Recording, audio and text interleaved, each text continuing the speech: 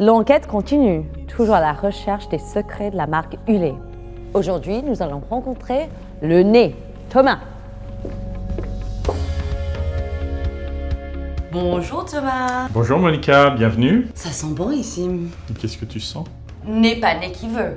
Alors, le terme de nez pour un parfumeur est un peu péjoratif, parce que c'est comparé à un organe. C'est comme si tu disais d'un chanteur, c'était une bouche. Non, nous on est des raconteurs d'histoire et avec des mots, et nos mots sont des odeurs, des matières premières de parfumerie qu'on utilise avec notre propre syntaxe. Je te montre? Avec plaisir. Waouh, c'est sublime ici. Alors c'est ici que tu as imaginé les fragrances des soins Hulé. Oui, effectivement, c'est mon laboratoire. Raconte-moi un peu. On peut par exemple sentir l'essence de petit grain, le leitmotiv de Hulé. C'est un côté apaisant, calmant, Ça et détend.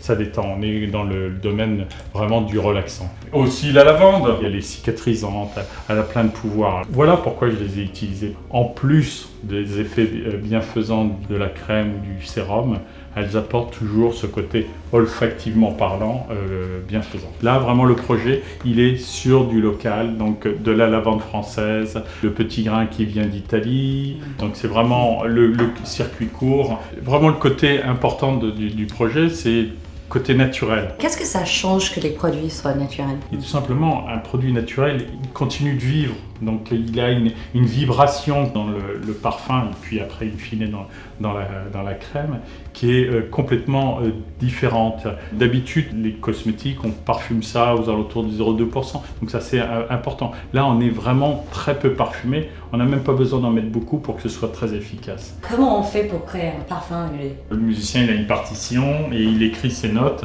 Voilà, moi c'est un peu pareil, tu vois. J'ai une recette. C'est une recette de cuisine avec des matières premières. Il suffit juste de mettre la bonne quantité, de mélanger.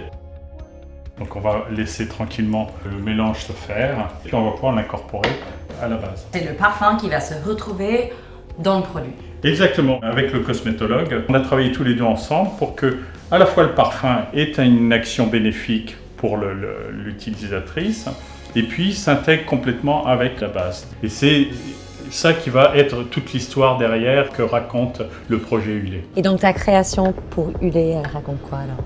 Elle raconte le projet même, c'est-à-dire la naturalité, le confort. Le parfum sur la peau doit être une histoire qui reste en mémoire. C'est comme un parfum d'un être cher. Je vois comme une Madeleine de Proust. Ah mais tout à fait. Comment on sait qu'on a trouvé le bon parfum? In fine, c'est l'émotionnel, c'est l'émotion que ça va créer. Mais d'abord, il faut qu'il soit bien construit. Donc ça, c'est le côté technique. C'est comme une maison, ça a besoin de tenir debout, les murs, etc.